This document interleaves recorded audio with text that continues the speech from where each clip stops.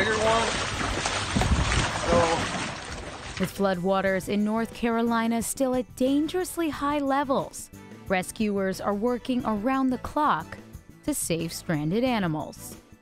The Turtle Mountain Animal Rescue, a nonprofit organization based in North Dakota, traveled all the way to the Storm Rock State to help.